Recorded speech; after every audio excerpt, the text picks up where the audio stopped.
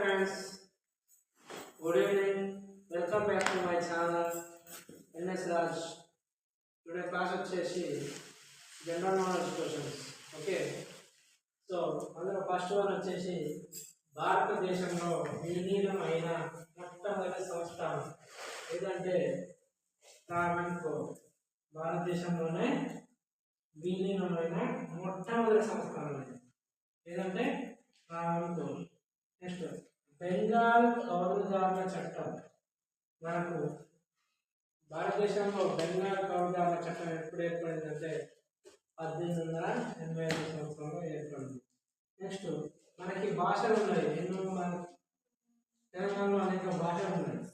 So మరి సంస్కృత భాషను మాట్లాడిన తొలి ప్రజలు, మన భాషలు అనేవి హిందీ, ఇంగ్లీషు, సంస్కృతం, ఉర్దూ, మలయాళం, బెంగాలీ, కన్నడం ఇలా అన్నీ మాట్లాడతారు. కానీ సంస్కృత భాషను మొదట మాట్లాడిన వాళ్ళు ఎవరంటే మనకి తొలి ప్రజలు ఎవరంటే ఆర్యులు మాట్లాడతారు. సంస్కృత భాషను మొట్టమొదటిసారిగా ఆర్యులు అనే వాళ్ళు మాట్లాడారు. నెక్స్ట్, కళింగ యుద్ధం జరిగిన ప్రదేశం ఏదంటే మనకి కళింగ యుద్ధం జరిగిన ప్రదేశం ధౌలి. ఏ ప్రదేశం అంటే ధౌలి. అది ఎక్కడ ఉంటుంది అంటే ఒడిశా రాష్ట్రంలో ఉంటుంది. నెక్స్ట్, వేదాలు ఏ భావనకి ప్రాముఖ్యతనిచ్చాయి?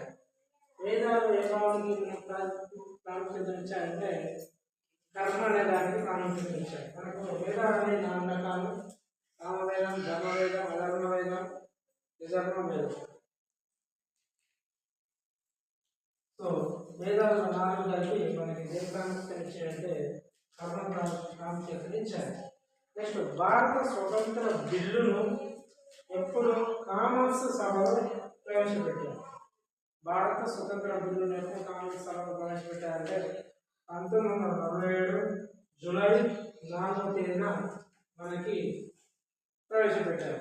ఇది భారత స్వతంత్ర బిల్లును కామన్స్ సభలో ప్రవేశపెట్టారు. ఎప్పుడంటే 1947 జూలై 4.